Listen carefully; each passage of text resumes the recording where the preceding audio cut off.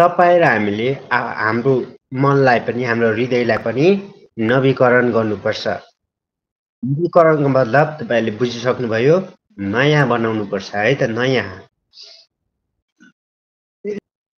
रोमी 12:2 हामी चाहिँ आज जवानहरू छौँ र जवानहरूले चाहिँ समय हुँदा नै हामीले हृदयलाई नयाँ बनाउनुपर्छ, नवीकरण गर्नुपर्छ। रोमी 12:2 भन्छ, यस संसारको ढाँचामा नचल तर आफ्नो मनमा नयाँ भई पूर्ण रूपले परिवर्तित हौ। संसारको ढाँचामा नचल भनेको छ रोमी 12:2 है। संसारमा हामी जवान भएको कारणले गर्दाखेरि हामीलाई संसारमै रमाइलो लाग्छ हामीलाई चाहिँ। संसारकै कुराहरूतिर हाम्रो मन दोहोरिन्छ, उतैतिर हाम्रो मन जान्छ है। म जाँदिनँ, म गर्दिनँ, म बोल्दिनँ, म हेर्दिनँ भन्दा पनि हामी जवानहरू भएको कारणले हाम्रो मन चाहिँ त्यतैतिर जान्छ। तर बाइबलले वचनले के भन्छ, हाम्रो मनलाई चाहिँ नवीकरण गर्नुपर्छ, नयाँ बनाउनुपर्छ। प्रिय मण्डली परिवार है, संसारको ढाँचा भन्ने बित्तिकै संसारमा भएका रमझमका कुराहरूदेखि लिएर है धेरै कुराहरू छ। हामीले चाहिँ अब हाम्रो हृदयलाई चाहिँ नयाँ बनाउनु पर्यो। हाम्रो अब हामी जन्मिएपछि बच्चामा हामी अर्कै देख्छौँ, अनि त्यसपछि अलिकति ठुलो भएपछि 12-13 वर्ष भएपछि अझै अलिक फरक हुन्छ होइन।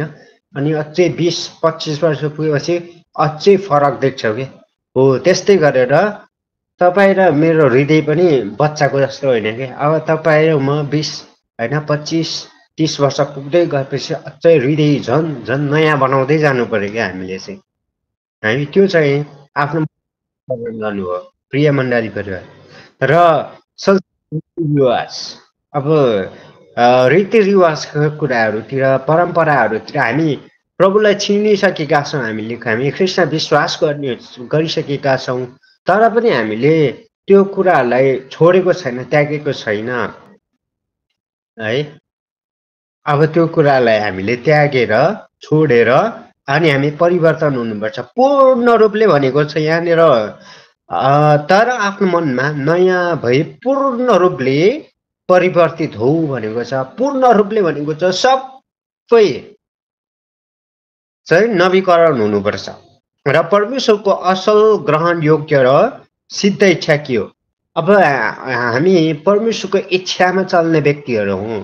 त्यही कारणले विशेष गरी जवानहरूमा यो कुराहरू हुन्छ। यो कुराहरू परमेश्वरको इच्छामा चल्न सके हुँदैन है। जवानहरूमा चाहिँ के हुन्छ, दिदीबहिनीहरूमा पनि दाजुभाइहरूमा पनि हामी जे पनि हामी आफै गर्न सक्छौँ होइन। यति ठुलो ढुङ्गा छ, त्यो ढुङ्गा पनि हामी आफै बोक्न सक्छौँ है। त्यस्तो खालको तागत आउँछ क्या जवानहरू है। त्यही कारणले गर्दाखेरि त्यो तागत चाहिँ कहाँबाट, परमेश्वरको इच्छाबाट आएको हो कि हाम्रो आफ्नै बुद्धि विवेकले बलले आएको इच्छा हो त्यो है। त्यो हामीले जान्नुपर्छ। र परमेश्वरको सिधै इच्छा के हो त्यो कुरामा हिँड्ने व्यक्तिहरू हामी बन्नुपर्छ। अनि बल्ल हाम्रो मन, हाम्रो हृदय चाहिँ नवीकरण हुँदछ। हाम्रो अनुहार मात्रै नवीकरण नयाँ भएर हुँदैन है। दिदीबहिनीहरूले गाजल लिपस्टिक लाउँछ, केटाहरूले फेयर एन्ड ह्यान्डसमहरू लाउँछ होला होइन। त्यसरी नयाँ बनाएर हुँदैन। भित्र चाहिँ के छ, भित्र चाहिँ नराम्रो खोक्रो छ भने बाहिर लिपस्टिक पाउडर दलेर के कामै छैन। त्यही कारणले आफ्नो हृदयलाई चाहिँ नवीकरण गर्न एकदमै जरुरी छ। त्यो तिमीहरूले जाँच्न तपाईँ हामीहरूले चाहिँ जाँच्न सक्छौँ। तपाईँ हामीले यो कुरा ठिक छ, यो कुरा बेठिक छ भन्ने कुराहरू तपाईँ हामीलाई थाहा छ। र हामीलाई कहिलेकाहीँ थाहा हुँदै पनि हामी त्यो कुरा गर्न पुग्छौँ, त्यो कुरा बोल्न पुग्छ, त्यो कुरा हेर्न पुग्छ होइन।